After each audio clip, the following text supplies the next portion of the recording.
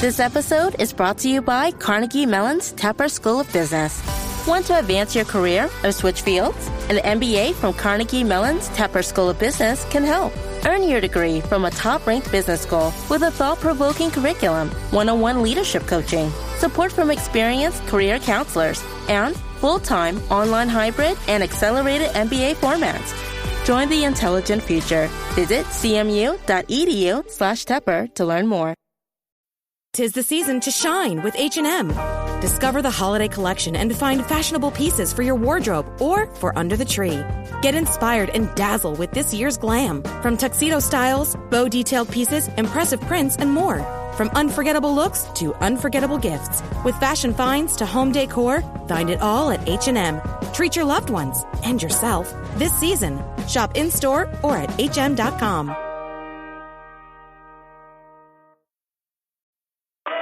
It's time to say goodbye to hold music and say hello to fast customer support with Service Cloud. With trusted AI and data working together, you can skip long wait times and deliver efficient, personalized service right away, all while keeping support costs low and more customers happy. Reimagine your customer support with the #1 AI CRM for service. Learn what's possible at salesforce.com/products/service.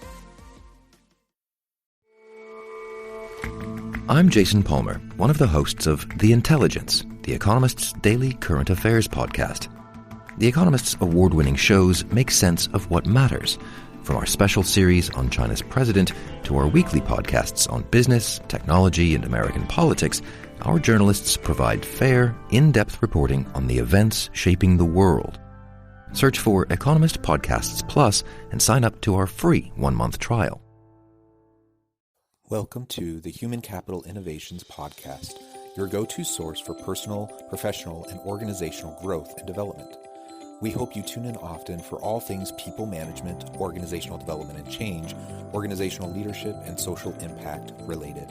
Maximize your personal and organizational potential with Human Capital Innovations Podcast.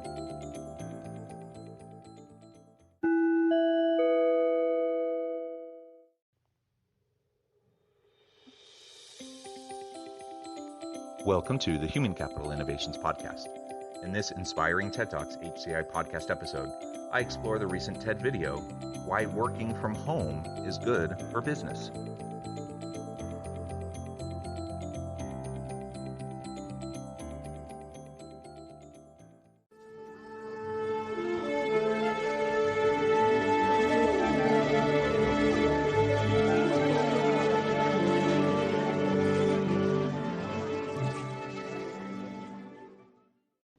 Welcome back to the Human Capital Innovations Podcast.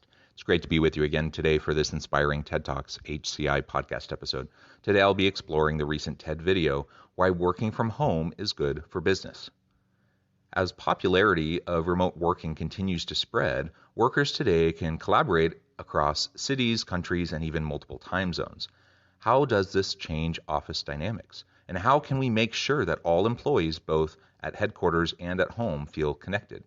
Matt Mullenweg, co-founder of WordPress and CEO of Automatic, which has a 100% distributed workforce, shares his secrets. Thanks for joining me, and I'll catch you on the flip side of this first clip. The basic problem with working in an office is you're just not in control of your work environment. Howdy, my name is Matt, and I'm the CEO of Automatic, the company behind WordPress.com, Jetpack, and WooCommerce. We're coming up on over 800 employees, and they live everywhere, from California to Alabama, Mississippi, to where I live in Texas. They're also in 67 countries: Canada, Mexico, India, New Zealand. Some of them choose not even to have a home base. They're nomads. Whether they're in RVs or traveling through Airbnbs, they're in new places every day, week, or month. As long as they can find good Wi-Fi, we don't care where they are. I love in this introduction how he lays out how his company, Automatic, is a 100% distributed workforce. They work all over the place in so many different cities and countries, even with digital nomads who are just wandering around. As long as they have Wi-Fi connection, they're fine. And he asked the question at the end, why should it matter? If they have good Wi-Fi, if they can connect, then why should it matter? And that is a really, really good question. I think the pandemic has shown that we can work remotely effectively. much more than people thought previously. And so many organizations, while they had to pivot to a remote workforce or a distributed workforce model, many organizations now, as we're coming out of the pandemic, are thinking about shifting back or to some sort of a hybrid arrangement that's still predominantly in person with some remote flexibility. The question is, what is the problem with remote or distributed workforce? Can we benefit from that? And is it helpful to organizations and to the people within organizations to have that opportunity? I like how he frames it at the very beginning. It's a matter of giving people the opportunity to control their work environment. And that can be very powerful. It's a powerful motivation for many individuals. And that's something that's been reinforced by a lot of the research I've done. And many other people have done similar research to demonstrate this over and over and over again. Our focus on distributed work wasn't something that happened accidentally. It was a conscious choice from the very beginning. In fact, you'll probably notice I don't use the word remote because it sets up the expectation. There are some people that are essential, some that aren't. I use the word distributed to describe what we do, where everyone is on an equal playing field. I think a distributed workforce is the most effective way to build a company. The key is that you have to approach it consciously. When we started WordPress, many of the first 20 hires were people who I'd never met in person, but we'd already collaborated online, sometimes for years. I wanted to continue that as the company grew for one simple reason. I believe that talent and intelligence are equally distributed throughout the world, but opportunity is not. I agree with what he says there at the end, that talent, competencies, and capabilities are relatively distributed across the world, but opportunity is not. And so if we are only hiring for an in-office environment, that restricts us to people within our geographic location. But when we utilize a distributed workforce model, all of a sudden we have the opportunity to hire from all over the place. And that's a tremendous opportunity, particularly in a tight labor market. The other thing that he mentioned at the very beginning of this clip is just how important it is to be deliberate and thoughtful about how you set up your remote work or distributed work environment and expectations for your people. And at WordPress, at Automatic, from the very beginning, they made that decision that they were going to be completely distributed. He likes the term distributed because it doesn't have the implication that some people are more important than others, that essential workers are together in the office while the tangential workers work remotely. He got rid of that, and he believes that it's the best model for building a business. Now, that can be argued, and many people believe strongly in the value of having people together in person, but I think the example of Automatic is a really good example that challenges that notion. Now, certainly, if that's what someone wants to do, that's great. But what they did at Automatic is something that's very scalable because you don't have all of the fixed costs associated with office space. You have the ability to tap into a broader labor market with skills and abilities from all over the place. And ultimately, you just don't have some of those same constraints and restrictions that often are very difficult for new businesses starting off right from the beginning. In Silicon Valley, you have the big tech companies fishing from essentially the same small pond or bay. By making the company distributed, we can fish from the entire ocean. Instead of hiring someone who grew up in Japan but now lives in California, you can gain someone who lives, works, wakes up in the morning, and goes to sleep every night, wherever they are in the world. They bring a different understanding of that culture and a different lived experience day to day. At the base of the decision to go distributed, there's a desire to give people autonomy over how they do their work. Unless you're in a role where specific hours are important, you can make your own schedule. Everyone can have a corner office. They can have their windows. They can have the food they want to eat. You can choose when there's music and when there's silence. You can choose what temperature the room should be. You can choose to save the time you'd spend commuting every day and put that into other things that are more important to you. A distributed workforce is ideal for a technology company, but I often get the question, hey, this works great for y'all, but what about everyone else? If you already have an office, there are a few things you can do to build distributed capability. So again, he makes the case, particularly for tech firms, so many start out in Silicon Valley. It's an incredibly expensive place, and it's hyper competitive in terms of getting the technical expertise in your human capital in the organization. So it's a really small pool of people, and every company is fighting over the same people. That is tough. So a distributed workforce, one, you don't have the high costs of office space in a place like Silicon Valley or in Houston or other really expensive metropolitan areas. That's a huge win that you save a lot of money immediately. from just the office space. But then you have the opportunity to tap into labor from everywhere. And when we think about diversity, equity, and inclusion, you can literally have a team from across the globe that brings a richness of diversity and perspective and worldview to what the company is trying to accomplish. Not just people who are immigrants to the U.S. and now living in the U.S.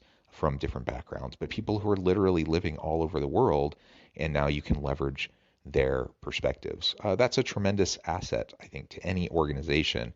As we've discussed on this podcast many times, the value of diversity is tremendous. First, document everything. In an office, it's easy to make decisions in the moment, in the kitchen, in the hall. But if people work remotely and some members of the team are having those conversations they don't have access to, they'll see these decisions being made without understanding the why. Always leave a trail of where you were and what you were thinking about.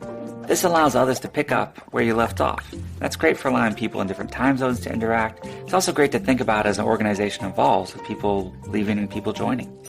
So while the distributed workforce model seems to work really well for Automatic, and as he suggests, it probably can work really well for a lot of tech companies, what if you already have a physical office space? What do you do then? There's a lot of sunk cost into that office space, and are we really going to save that much money by going distributed? So he's laying out now a handful of tips on what we can do if we're already in that kind of a situation where we have people working in a physical environment. What do we do to either make the most of that situation with some people working remotely, or if we want to expand that distributed workforce over time, or what do we do if we have that kind of a hybrid work arrangement? And the first one is simply that we need to document everything. When we have people physically in the workplace, there are so many casual encounters that end up being meaningful and impactful, and people who are virtual can't be a part of those conversations, and they often don't know what's going on, or they don't know the why behind it. And so that has to be clearly communicated, and it has to be documented so that other people can be brought up to speed and understand the why behind certain decisions, certain strategies, the direction that the organization's trying to go. One, that just makes us more productive, more efficient, more effective as a team when we're working virtually with distributed people all over the place. But two, it also makes sure that people who are remote while others are in person, that they don't feel like second-class team members, that the important ones are in person and they're just on the periphery, and all the important stuff happens when they're not around. So we definitely don't want that. That's an unhealthy dynamic within any team. And so just documenting everything really helps us to deal with the hybrid arrangements of having some people working remotely while others are physically in the office. Along those same lines, try to have as much communication as possible online.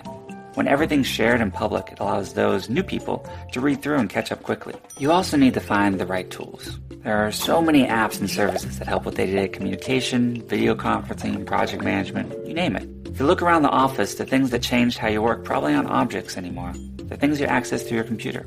So test out and experiment with different tools that enable collaboration and see what works. The second tip is just to make sure that we're constantly communicating. And this really feeds off of the first tip. We document everything. Now we need to communicate it. We need to make sure that it's not just siloed in my computer in the office, but now it's shared with people across the team, across different locations around the world.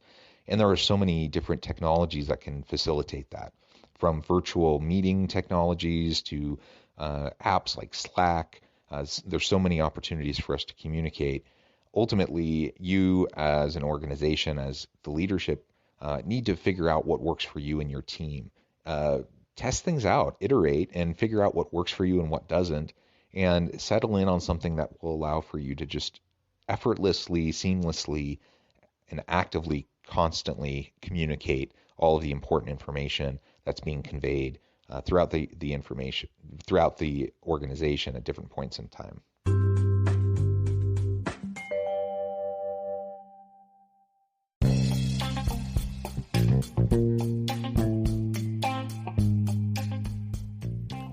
I'm excited to announce the publication of my new book from HCI Press, The Alchemy of Truly Remarkable Leadership: Ordinary, Everyday Actions That Produce Extraordinary Results. Consider how the nature of work has shifted over the past 50 years. With increased globalization, rapid technological advancement, and the shift in economic composition, the average job of today looks very different than the average job of 50 years ago. What will the jobs and organizations of tomorrow look like? Moreover, what does this all mean for organizational leaders? What are the core competencies and capabilities of organizations and their leadership that are prepared for continued disruption and geopolitical and socioeconomic shifts? Regardless of what the future holds, increasingly, leaders need to be socially minded, data-driven, decisive, champions of talent, and disruptors of the traditional notions of leadership, teams, organizations, and work. The alchemy of truly remarkable leadership will help you to explore your own leadership competencies and capabilities and consider ways to apply and implement them into your workplace and personal life.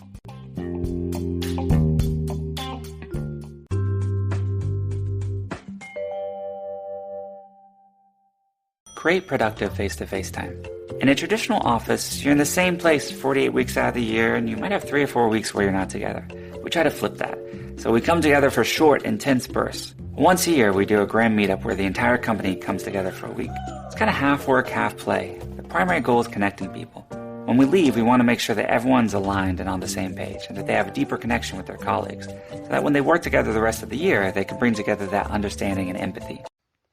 Creating productive face-to-face time is important regardless of the working model that your company utilizes. Whether you're completely in person, whether you're completely remote, or some sort of an in-between hybrid arrangement, you need to have productive time together. I think it's even more important when you're either hybrid or with a distributed workforce in a remote kind of an arrangement, because it does matter to be able to connect with people, and you can connect with people more easily when you're together in the same space. You can do activities together to build team camaraderie, just to get to know each other. You can do that some over virtual conferencing, and certainly over time, colleagues can grow to trust each other and develop genuine relationships of respect and trust, and see each other as colleagues, even friends. But it's going to be easier if you can at least connect, every so often in person. So as he mentioned, flip the model of, where we're together all the time and then we go on vacation and take time away from each other 3-4 weeks a year. Now let's flip it, and in really tight bursts, you can, in a week or so, you can have everyone come together and spend that time really interacting, getting to know each other, spending time together, ultimately learning how to work together and fleshing out those dynamics, so that the rest of the year you can lean on and build upon those relationships to be more effective, more creative, more innovative, and to navigate the complexities, the challenges and difficulties that you will inevitably face during the course of the year. And the final practice is give people the flexibility to make their own work environment. Every person at Automatic has a co-working stipend that they can put towards a co-working space, or just to buy coffee so they don't get kicked out of the coffee shop. We even had one group in Seattle that decided to pool their stipends together and rented a workspace on a fishing pier. Also, when each person joins the company, we give them a home office stipend. This is money they can invest in getting the right chair, the right monitor, the right desk setup, so that they can have the most productive environment for them. Giving people the flexibility and the resources to create their own work environment is really important, and it's one of the most attractive things about working remotely or in a distributed model.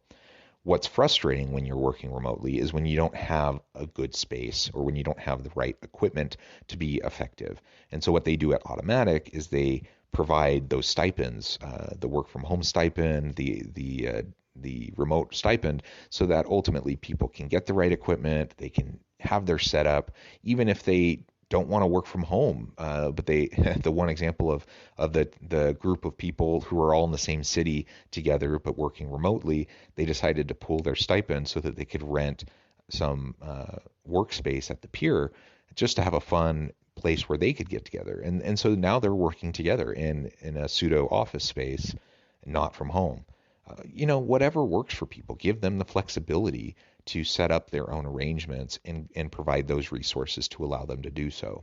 When the pandemic hit, so many organizations immediately had to pivot to online remote work and people working from home. And understandably, not every organization had the bandwidth, the resources to support everyone in the work from home kind of an environment. And I was in one of those situations. Being a university professor at a public university, universities don't always have tons of extra budget for that kind of stuff. And so while I had some equipment at home anyways, and I was able to make it work, it really was several months of me just trying to make do with less than ideal equipment. And finally, I decided that I was just going to go out and buy on my own more monitors and other equipment that would help me to do my work better, more efficiently, more comfortably. Now, it would have been really nice if the university had done that. They didn't. I understand why. That they didn't have budget for all that for all of the professors. But ultimately, organizations need to be thoughtful about that kind of thing, because you think about the lost productivity that can come from people not having the right equipment, and all of a sudden the cost savings that you might have from not having shared office space in one location, all of a sudden that can be eroded quickly if people aren't being effective, efficient with their time. And it's a small fraction of the office space cost to just give people the opportunity to have good equipment at home, and to provide those stipends, like he said, that they do, just, to get coffee, get a meal, just to have a comfortable office space. You're not spending that money on the physical office anyways, so you might as well go for it. Today, there are just a few companies that are distributed first, but if you fast forward a decade or two, I predict that 90% of companies that are going to be changing the course of the world are going to function this way. I think that companies will evolve to be distributed first, or that they'll be replaced by those that aren't. As you think about what you're going to build next, definitely consider how you can tap into global talent, give people autonomy to live and work wherever they feel they should, and still participate fully in whatever it is that you're creating together. Do you work with a distributed first organization like Automatic, like WordPress?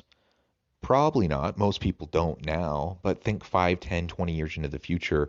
And I agree with his prediction. I think the vast majority of organizations will at least have a huge portion of their workforce being distributed. He suggests that the number of organizations that will be distributed first, and that'll be their primary focus, will be 90%. I don't know. I don't know about that. I haven't thought enough about it to really have an opinion, but I 100% agree that it will be super common, and it'll become more and more common. So organizations need to be thinking about the policies, practices, the structures that could be in place to allow for the distributed workforce to manage things effectively.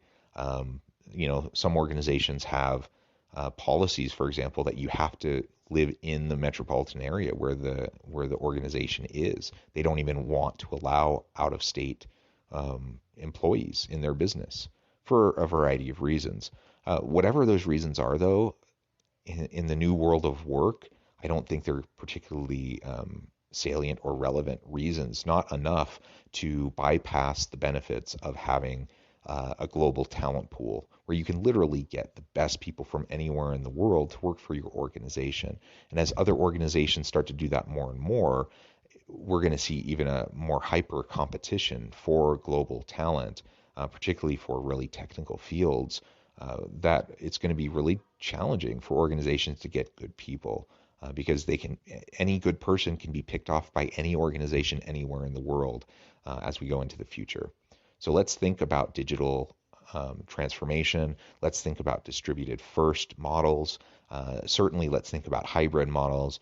And following his tips can help us to make that transition and to do it more seamlessly.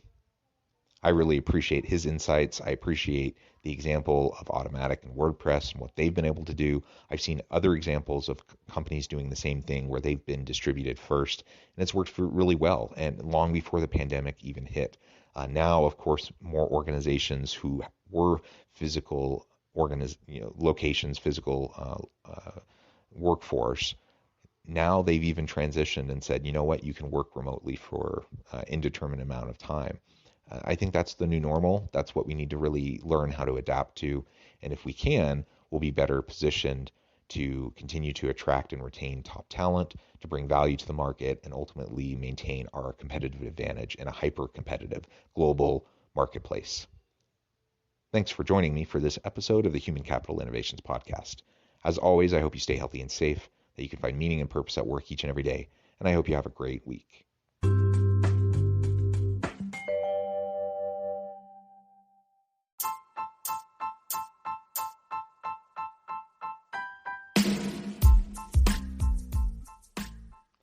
We are excited about the launch of HCI's new magazine, Human Capital Leadership.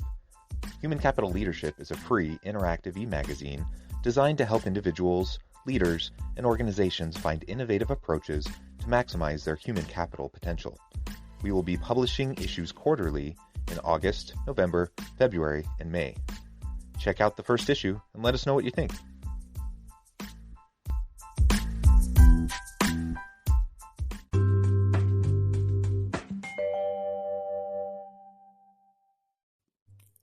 Thanks again for joining us for this episode of the Human Capital Innovations Podcast. I hope you stay healthy and safe and that you have a great week.